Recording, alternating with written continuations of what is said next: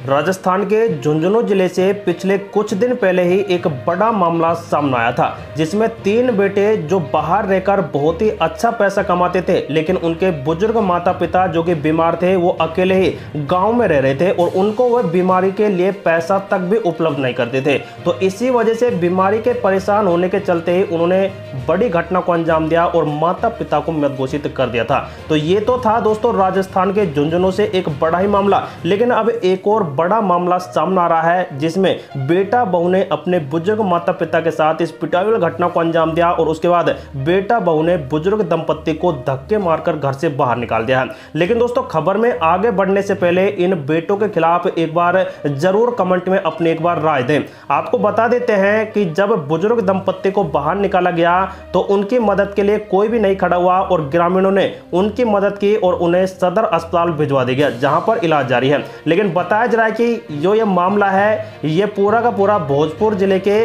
बडहेरा थाना क्षेत्र के बखोरापुर गांव का है, जहां पर बडहेरा थाना क्षेत्र के बखोरापुर गांव निवासी स्वर्गीय नरजीत पासवान के 85 साल के बेटे बधाई पासवान और उनकी 80 वर्षीय पत्नी मन बसिया देवी शामिल है। घटना की जानकारी देते हुए बुजुर्ग युवती मन बसिया ने बताया कि उनके एक बेटे का स्वर्गवास हो गया था और बेटे के इस स्वर्गवास के बाद इकलौते बेटे तेजस पासवान को साल 1997 में उनके पति के तबीयत खराब होने की वजह से चौकीदार की नौकरी उनको दे दी थी। इसके बाद से बेटे और उसके परिवार वाले बिना किसी वजह के ही उन्हें परेशान करने लगे थे। एक दिन तो गर्म पानी तक डाल दिया था, जिसके घाव अभी तक भी नहीं भरे हैं और फिर से उन्हें अब परेशान करना शुरू कर दिया है। बेटे बुजुर्ग माता पिता को खर्च के लिए पैसे भी नहीं देते थे और ना ही दवाई के लिए कोई पैसा दिया जा रहा था। किसी तरह से अलग रहकर घर के बाहर कुछ दलाल का गुजारा करते हुए वह अपना जीवन यापन कर रहे थे और फिर भी उनके साथ इस मरकूल घटना को अंजाम दिया जा रहा था। बुजुर्ग पुत्री बताती हैं कि पति ने किसी वजह से घर के बाहर थूक दिया था